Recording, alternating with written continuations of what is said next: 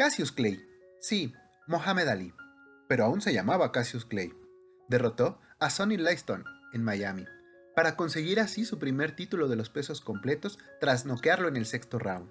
Al cuadrilátero subieron algunos personajes para celebrar su gran victoria.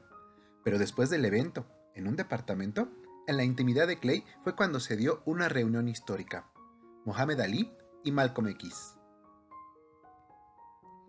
Hola amigas, amigos, gracias por seguirnos y comentarnos. En poco tiempo hemos ido creciendo en suscripciones y en contenido. También lo hemos ido diversificando. Para esto han sido muy importantes tus aportaciones y comentarios en el canal. Hoy traemos una nueva temática en el contexto de las luchas y manifestaciones antirracistas en los Estados Unidos, en la que los deportes han tenido un papel fundamental. Y no solo hoy, sino desde décadas pasadas. Por eso, hoy repasamos el movimiento conocido como Black Power y Las vidas negras importan. Por favor, regálanos tu like y suscríbete al canal, déjanos tu comentario y comenzamos. Cassius Clay, Malcolm X, Jim Brown, Sam Cooke charlando, compartiendo experiencias, celebrando. ¿Pero por qué esta reunión es histórica? ¿Por qué impacta en el deporte y en la sociedad? Para responder esto, vamos a repasar quién es cada uno de ellos. Malcolm X fue un revolucionario norteamericano que luchó contra el racismo y el capitalismo en Estados Unidos. Contrario a Martin Luther King, Malcolm era la cara radical de esa lucha y predicaba defenderse por cualquier medio que fuera necesario. Esto incluía la creación de grupos de autodefensa.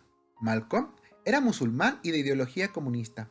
Llegó a reunirse con Fidel Castro y escribirse cartas con el Che Guevara. Pertenecía a la Nación del Islam, pero en 1964 estaba vetado de esta por su postura política y su radicalización, la que iba en aumento. Había adoptado al joven Cassius Clay como discípulo en el Islam, y fue él un factor importante para la conversión de Clay en Mohamed Ali. Sam Cooke fue un cantante y compositor que ya había logrado tener su propio sello discográfico y se encontraba en la cúspide de su carrera.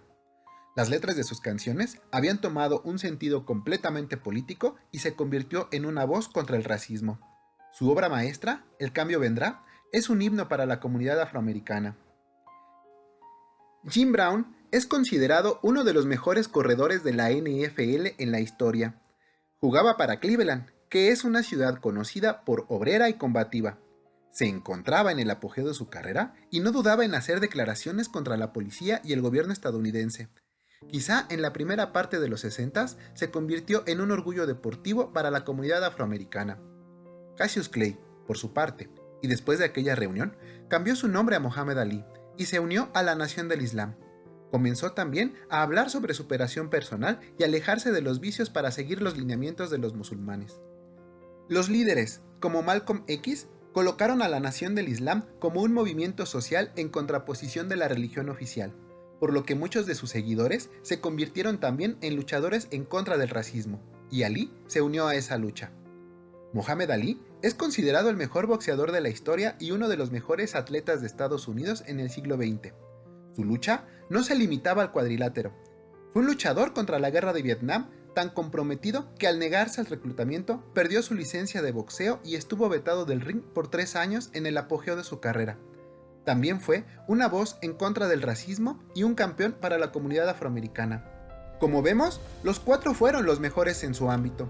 Los 4 demostraron en plena época de las leyes Jim Crow que los afroamericanos podrían trascender a pesar de las circunstancias adversas que se les presentaran. Eran orgullosos de ser afroamericanos y hacían que la comunidad también se sintiera orgullosa de sí misma.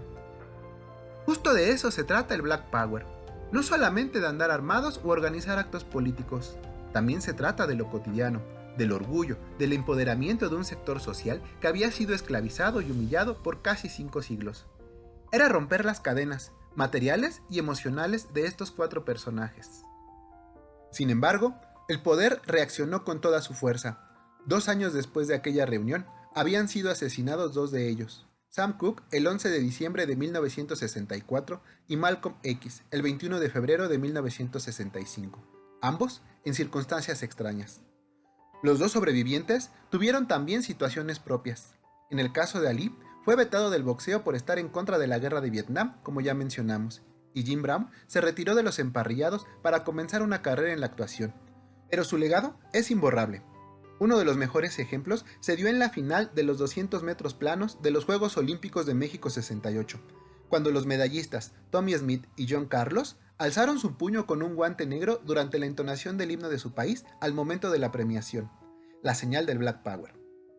Los dos fueron vetados del equipo olímpico norteamericano, pero se convirtieron en estandartes en contra del racismo. Ambos jugaron fútbol americano al no volver a encontrar un lugar en el atletismo, Smith en Cincinnati y Carlos en Filadelfia. La esposa de este último se suicidó, dicen, al no soportar más la presión. Mención especial para el australiano Pete Norman, el medallista de plata en aquella justa. Él lució un botón a favor de los derechos humanos, pero esta acción le costó ser vetado del deporte australiano y no ser reconocido ni en su propio país ni en las Olimpiadas de Sydney 2000, cuando homenajearon a todos los medallistas australianos en la historia, menos a él. El día de su muerte, Smith y Carlos fueron a Australia a rendirle homenaje cargando su ataúd. En México 68 existieron más atletas afroamericanos que se manifestaron, por ejemplo, los 3 medallistas de los 400 metros planos o los de salto de longitud.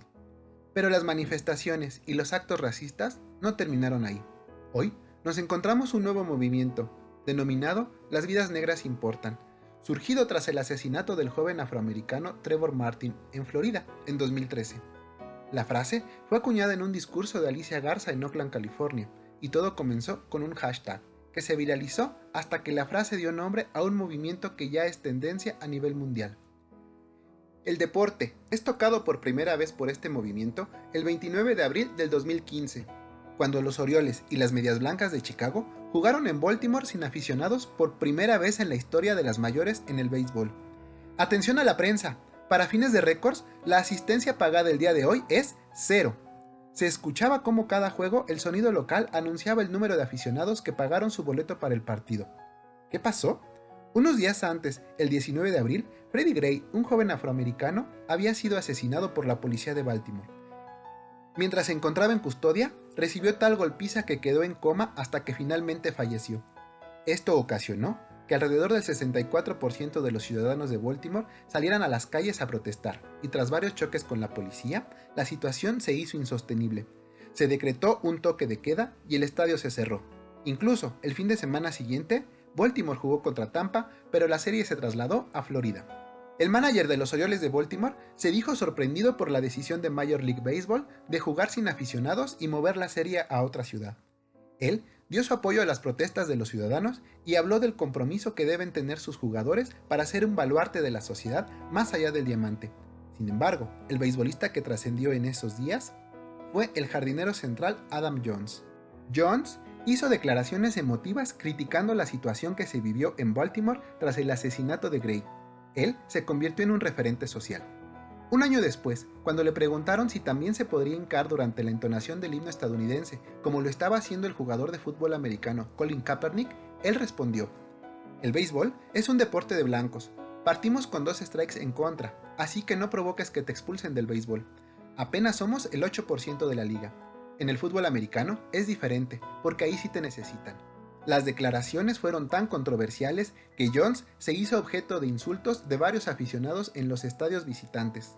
El más famoso, el 1 de mayo del 2017, cuando visitó Fenway Park, casa de los Mediarrojas de Boston, donde además de gritarle "níger", le arrojaron cacahuates para ofenderlo.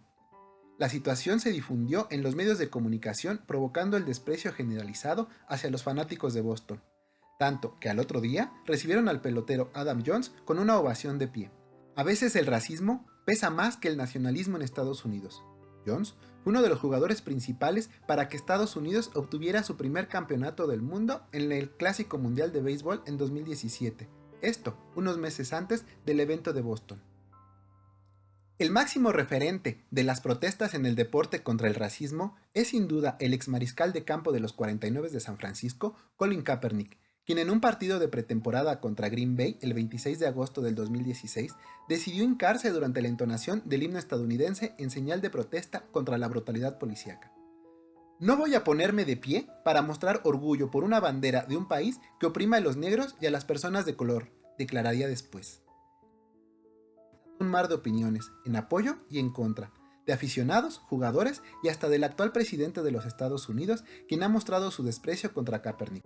Kaepernick fue vetado de la NFL desde el 2017 y a pesar de las protestas de varios jugadores y de un gran sector de la sociedad, sigue sin encontrar un espacio en la liga.